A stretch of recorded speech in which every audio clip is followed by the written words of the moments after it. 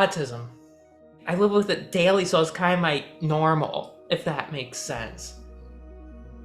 It's more so apparent with how others view what I do.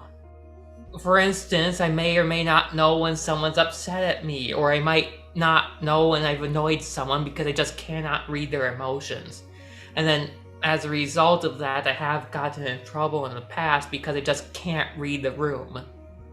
I cannot do body language. That's usually the biggest issue that I have typically. So you're probably wondering, how can you help an autistic worker that you have perform their best? Honestly, autism affects everyone differently. There's some people who cannot even leave the house, for instance, because everything around them just overwhelms them. And there's other people who, more like me, who are on the higher functioning side of things. There's a reason why it's called a spectrum. And in lieu of that, the stuff that people need to have done changes based off of the personal needs. So it's really best to ask your individual workers, or employees for that matter, how can you best work? What's the environment that you work best in, and what can I do to help you achieve that environment?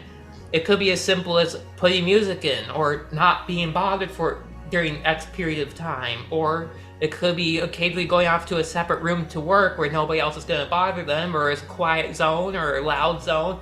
It really depends on the person.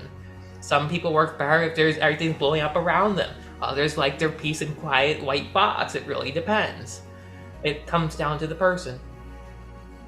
For those of you with autism, what I did personally anyways, is I went up and I said, here you go, have this piece of paper with some autistic information on it for you, basically saying, this is how I work best, this is what I really struggle with, and this is what you can do to help. That's what I did. It worked pretty well for me.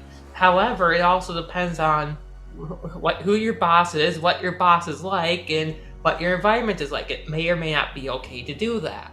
But it really comes down to reading the room that you're in and communicating what works best for you to make your experience at work the best you can. You gotta communicate it. If you don't, they don't know.